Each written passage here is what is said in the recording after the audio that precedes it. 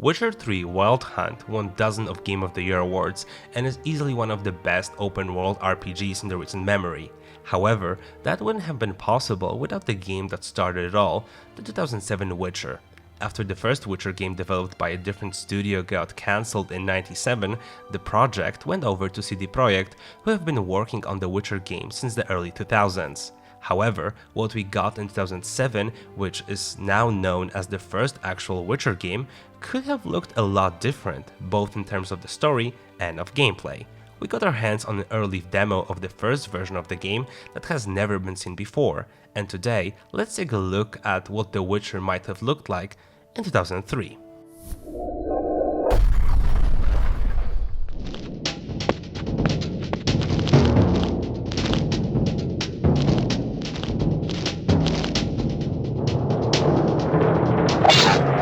We came across the build you're seeing today thanks to Sebastian Zielinski, who back in 2003 was the CEO of CD Projekt Red and now is leading the team by the name of Culeros. And that name will come up again in this video, as Culeros also happens to be the name of the engine the version of the game is running on, before CD Projekt switched over to BioWare's Aurora engine. Let's pause our history lesson for a minute here and focus on the demo itself. Right now I'm playing as the female Witcher, Mika, and in the final version we are also supposed to get Mika's male version. Well then, where's Geralt, you may ask? That was supposed to be explained by the game's story. The main hero, or heroine, was, similar to Ciri, a surprise child, and while Geralt was supposed to appear later on in the story, he was at first intended to be more of a supporting character. Additionally, in the upper left of the screen, we can see a medallion, but it's not the wolf we know from the trilogy, but a manticore, representing a different Witcher school, which, as you might have noticed, had a brief cameo in the Blood and Wine expansion in form of an available manticore armor set.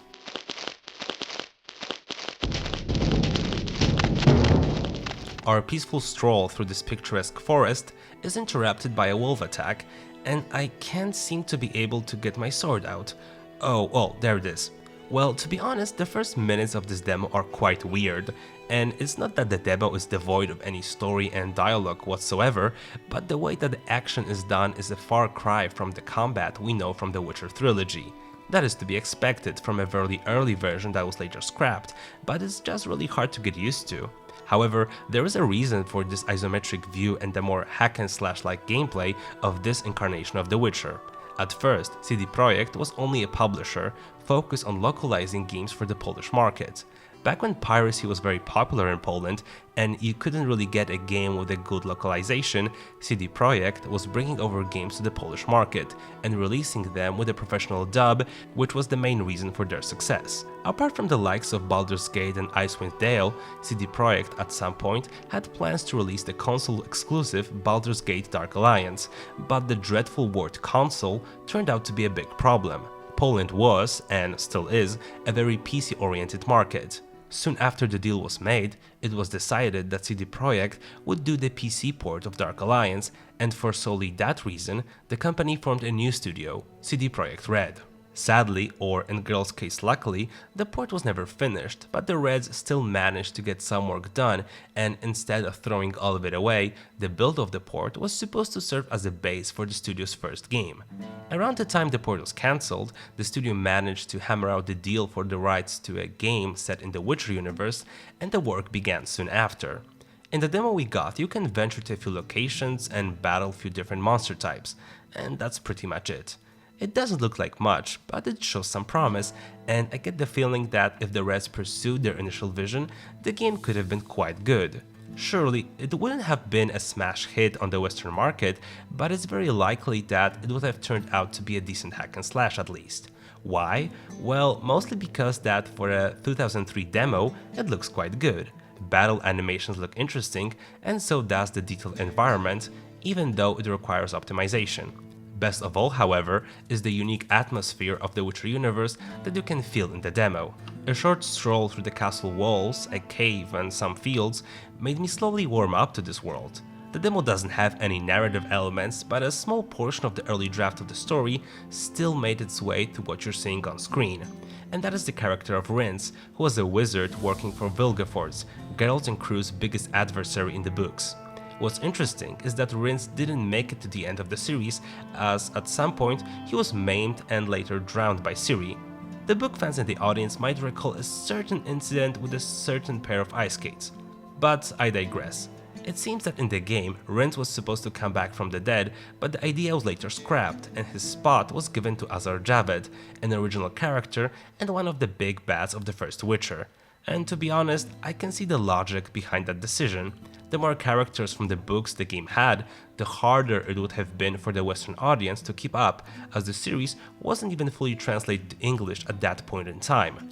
Even though Mika and Rince didn't make it to the 2007 Witcher, from what we've learned, large portions of the first draft of the story still made their way to the final release. And while I'm pretty satisfied with how the story of Geralt's video game debut turned out in the end, I'm curious about how the game would have looked like with more book characters and references and an original protagonist from the School of the Manticore. Well, I'll guess we'll never know now.